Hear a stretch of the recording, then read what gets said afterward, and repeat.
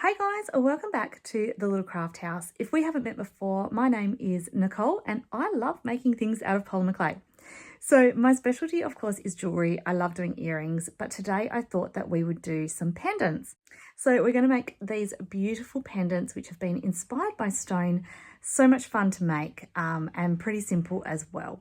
So let's get started. I'm going to talk you all the way through it. I hope you guys enjoy and make them for yourselves.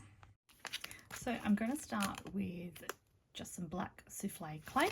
So I'm going to cut a chunk of this off and get it nice and conditioned.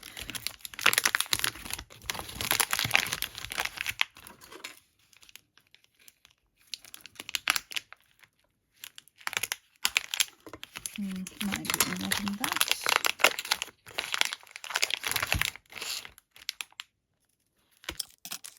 Okay, so I'm just going to put the rest of the clay aside because we're going to need some more of that afterwards. But I'm just going to work on conditioning up this bit of clay to start with. So the reason that we condition up our polymer clay is to not only make it more soft and workable, but if it's conditioned, it just creates a better quality of product once we're finished. Now, we want to try and reduce the amount of air bubbles that get trapped in the clay as we're conditioning. So you'll notice here that as I fold it in half, I'll put the fold line to the side, and that way I'm pushing out any air so it doesn't get trapped between the layers of clay. Occasionally, there will still be some air bubbles appear, but this is the best way to minimize that. Right, so now I'm happy with that. I've got some Pearl-Ex pigment powders. So I've got this one, which is True Blue. I've got orange. Is that all it's called? Pumpkin orange, that's what that one's called. I've also got Flamingo Pink and Duo Aqua Blue. Alright, so I'll just get the lids off these.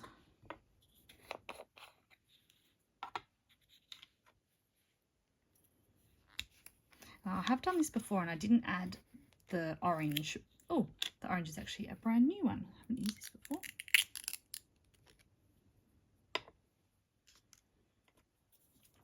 But yeah, after looking at some of the photos online, I realised that it needs to have a little bit of orange added into it. Let's get rid of that seal.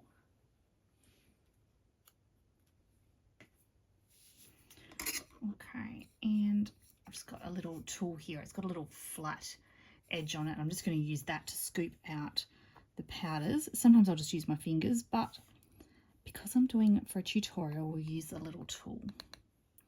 And I'm just going to just drop some bits of colour around, not too much.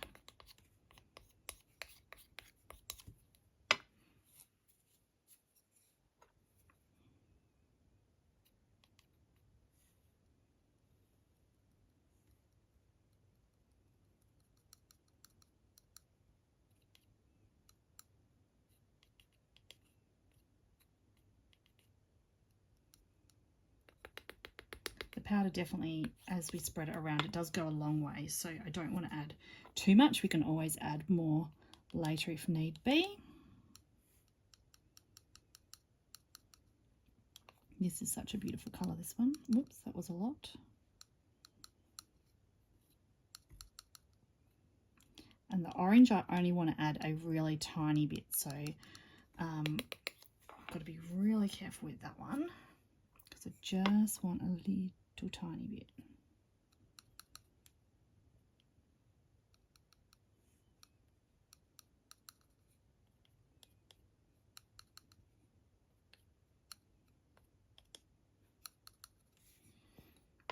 Right. Then I like to just use my finger to mix it in. You could use a paintbrush, but I like to kind of do a circular motion to mix it in. So I'm just going to start in the corner, just blending those colours.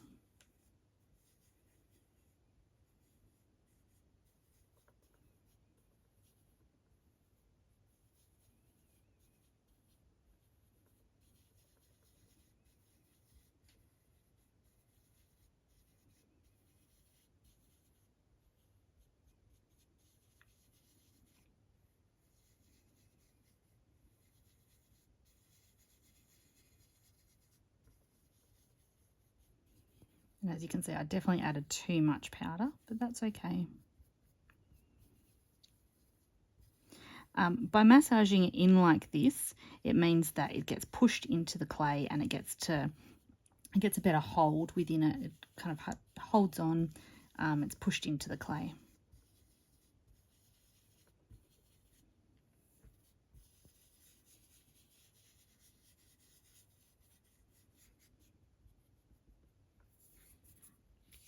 Right.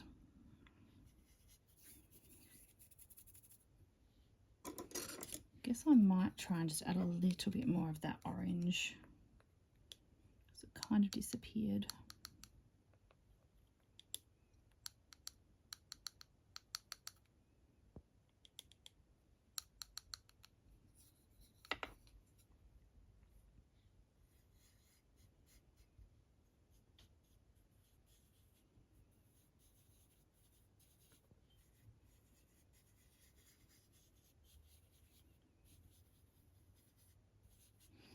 All right, I'm pretty happy with that.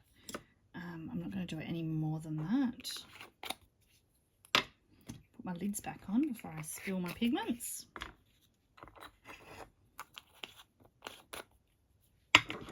And my hands are obviously a beautiful colour now as well. Let's get a wipe and wipe them. Now there is still some loose powder on the top here that didn't get pushed into the clay properly, but that's okay. We're just going to leave that. It might either just come off itself, otherwise we're going to put a sealant over the top of it afterwards anyway, so that'll hold on any that's just sort of floating around the top. Now to make it have the natural sort of look to it, oh hang on, before we do that, let me show you what it looks like with that beautiful shimmer. And there's a bit of sort of colour depth there too from the different colours that are on it. So yeah, that's looking good. Right, so back to what I was saying. To give it a more natural sort of look, give it that stony sort of look, we need to put some scratches into it. So I've got a little, I've got a selection of tools. Hang on, let me show you. Okay, past all my cutters, and up here is my selection of tools. So my little cute hedgehog here. I've got lots of different tipped tools that we can use for adding some of this texture in. So what I might do is grab this scratchy brush here. Oh, it's actually a double-ended one. He's got some bristles on both ends, so we're going to try and use that one. And I might also get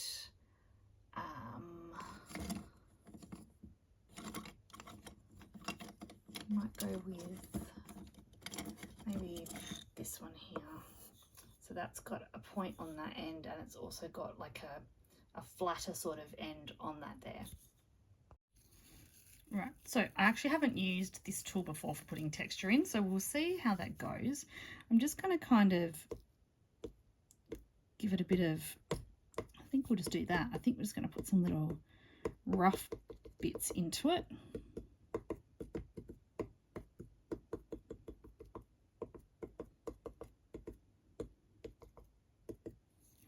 Like so. And then with this one here, I'm going to just do some sort of scratches. So just, because it's got a double prong there, it looks like it's doing a few little doubled bits. So I'll try to turn it in different directions to get a bit of a different effect.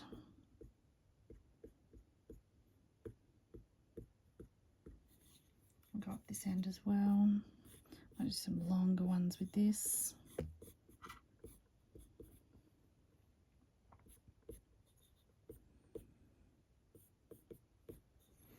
All right, so I'm going to leave it as that.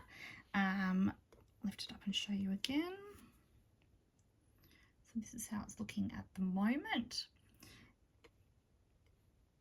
I'm going to pop it to the side.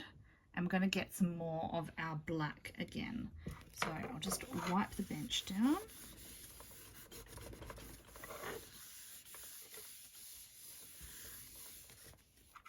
And I'll bring back my black.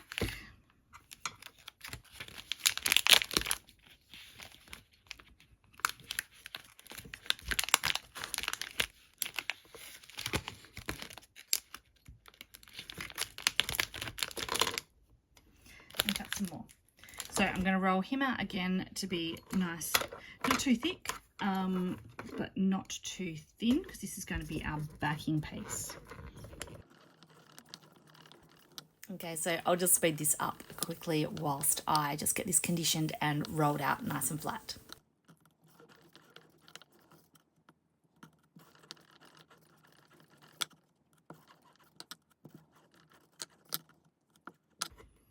Okay, so there we go. So moving him to the side and moving this one back. I'm now going to get my circle cutter. Where has it gone? Let's use this one. This one's actually a bit more of an irregular shape, so it's not a perfect circle. I don't know if you can see that. Bit of a wibbly wobbly shape, bit more organic, bit more natural looking. Let me just give it a wipe to clean it off. Okay, so we are going to do the technique that was quite popular over Valentine's Day with the puffy hearts that everybody was doing. Well, we're going to do this one as in the same sort of way. So I'm just going to pick a part of the clay here. I'm going to go back here. We want to make sure that we've left some gap around the edge of the clay. What I might do is make it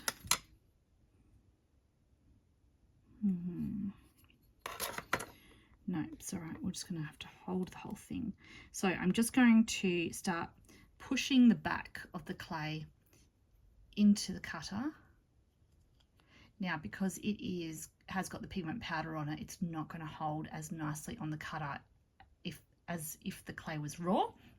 So I am going to have to be very careful because it's not going to grip on. So I'm just, with my finger, pushing very gently. I might actually grab a tool. I'm going to use this bowl tool. I'm just pushing the clay into the cutter to make it dip down.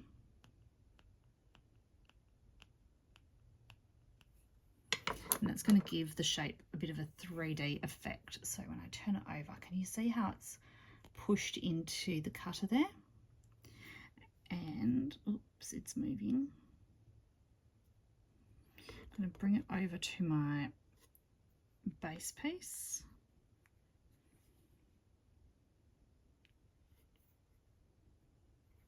Put it on that and push down to cut.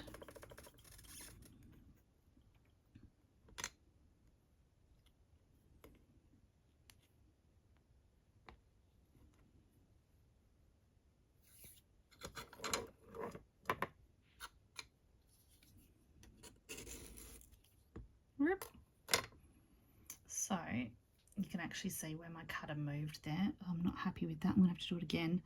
But as you can see there, it is more of a 3D shape rather than being the 2D shape. So we're just going to say that this one's a little sample one. We're going to move him to the side because I'm not happy with him. Good job, I have enough to do another one on here. Right, so again, I'm going to be really super careful because the clay is not sticking to the cutter.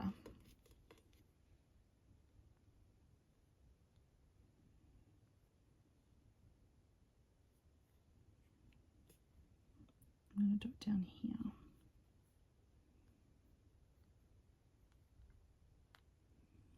Maybe I won't flip it over this time. Maybe I'll just kind of hold it.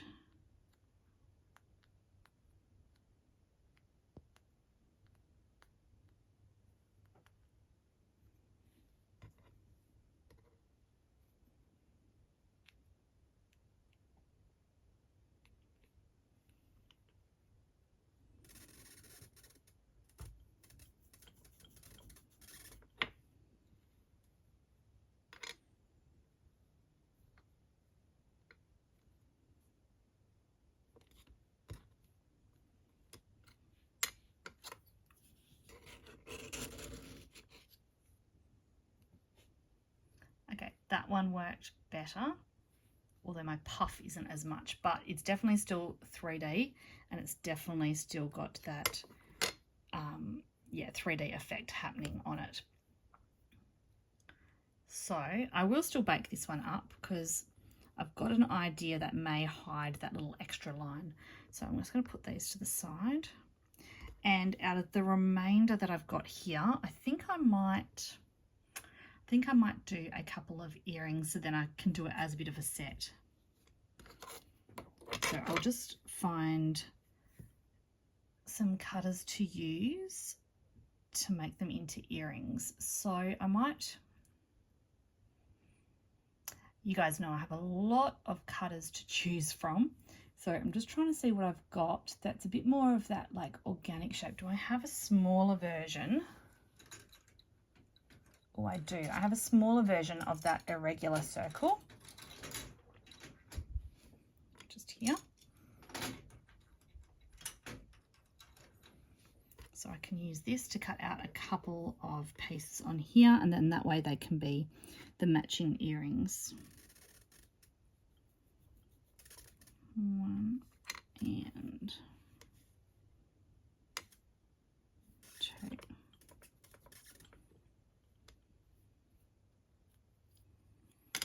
And I'm just going to pop this to the side because I can use that extra bit for something afterwards. I might even make another pendant with it actually. Right, so my earrings and my 2 pendants, like so. Okay, so I'm just going to move these ones to the side for the moment. And I'm going to grab my bit of scrap black clay. Now, I did get a couple of little bits of transfer of powder on there, but that's okay. We're just going to scrunch it up.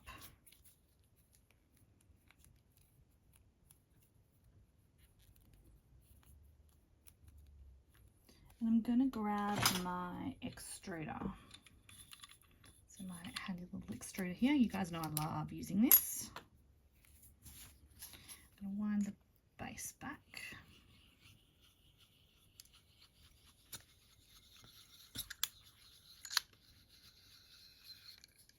I'm going to pop that in. A bit more.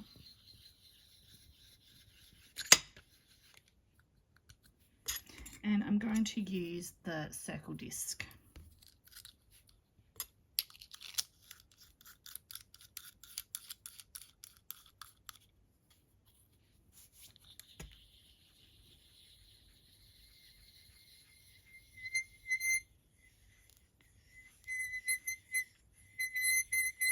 A little bit squeaky.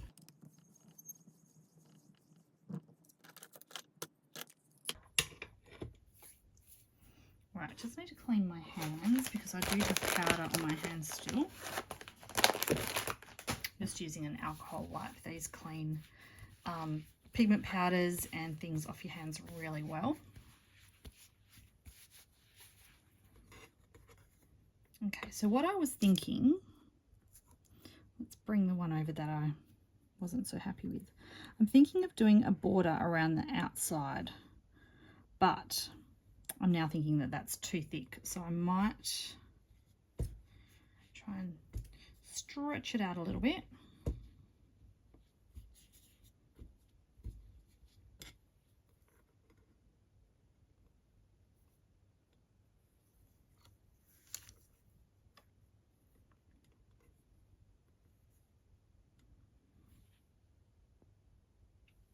All right, let's do this one with that.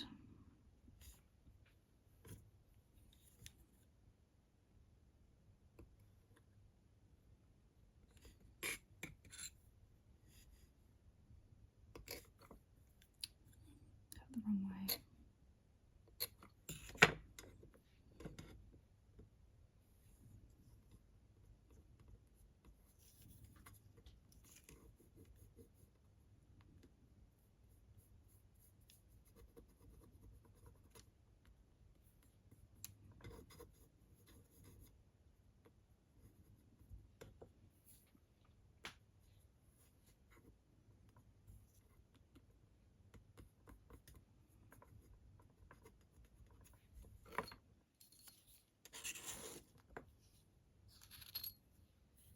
All right, so that's this one here.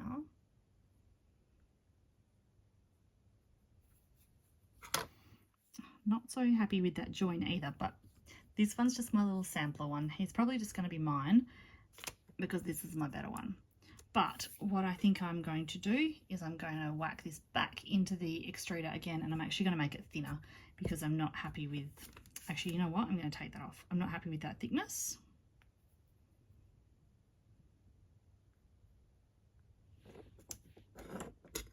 Put all that back in the extruder, and we're going to go with a thinner circle. All right, I'm just going to get 2 of these strands. Move the others to the side.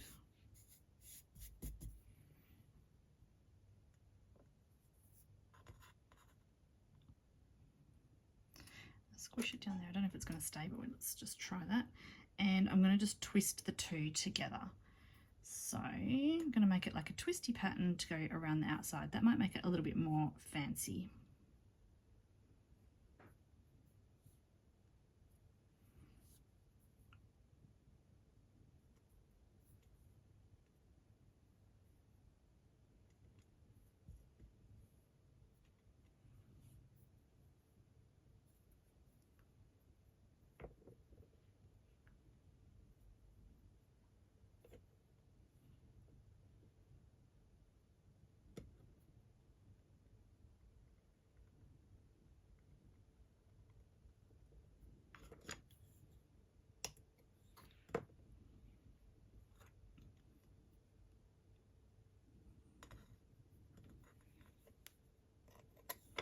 Alright, where is my...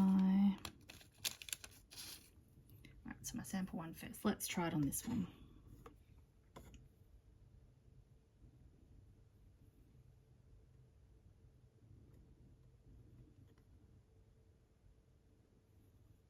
Yep, I definitely like this one much better. Let's go around like so.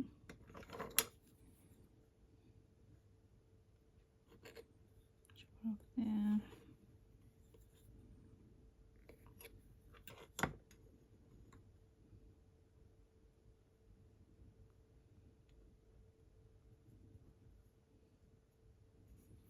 Yep, that looks heaps better. Oh, I don't know if you guys can see that. Let me just lift it up.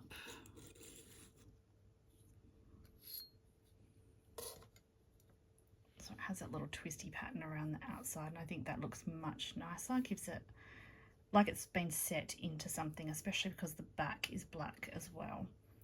So yep, I really like that look. So let's do that with the other one as well. So you probably noticed a minute ago when I did the other one, and I'm going to do it with this one too. I'm just going to put it around the outside of the clay, and I'm just going to apply a little bit of pressure. Hopefully that's enough to make them bond together well enough. Raw clay will stick to raw clay once baked. They'll just bake and fuse together. So generally I don't use any sort of clay adhesive, but once it's baked, I'm going to give it a little bit of a pull, just sort of see how secure it is, and if it does want to come off, I'm just going to add a little bit of super glue just to hold it together. So if you did want to add something like clay adhesive, or it used to be called Bake & Bond, or even a liquid clay, just to give that extra hold on those 2 clays being put together like that, you could definitely do that now. As I say, I'm just going to wait until after it's baked, and then I'll see if it needs something then. I'm also not 100% sure why I didn't make the little studs puffy as well and more 3D, but we're just going to keep these ones as being flat. I suppose they're like a slice of stone instead of the actual stone. So once I've finished outlining these ones, I'm just popping them on my baking paper, and I'm going to get ready to bake them. With my scraps, I also was able to make one more pendant, and this one is slightly puffier. I was able to get slight more puff to this one, so I actually really like this one.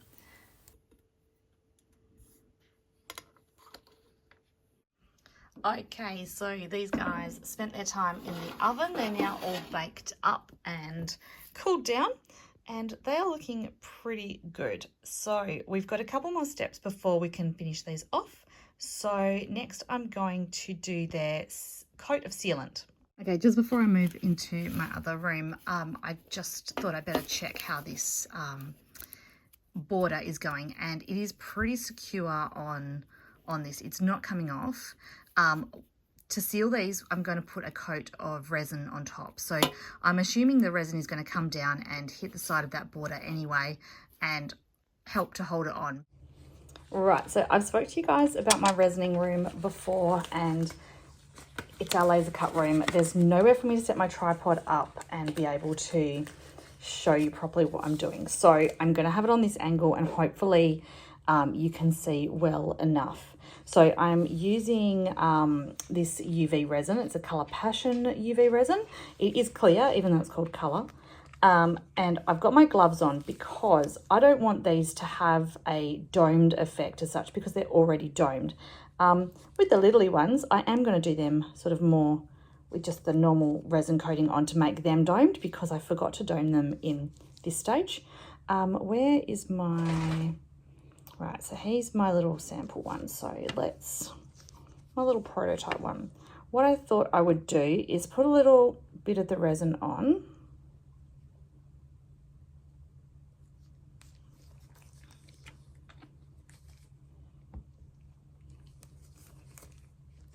I don't know if I can do it with the...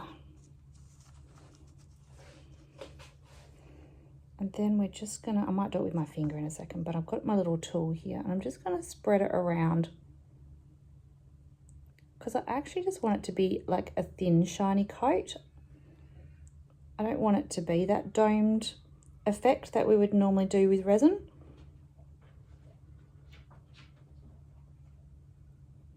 But I do want that super high gloss. That's why I'm not just using a normal gloss glaze.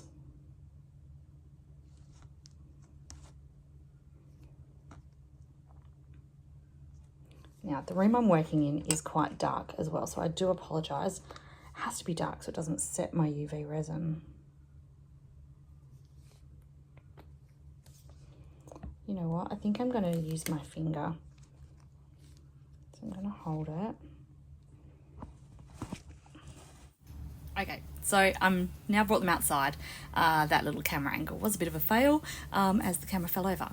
Anyway, they have got their little resin coating on the top, and I've brought the whole tray outside, gloves, tools, everything, putting it in the full sun. That's going to cure the resin on the gloves, on the tools, on the pieces, and then that way it just makes for easier cleanup because it's no longer wet and tacky.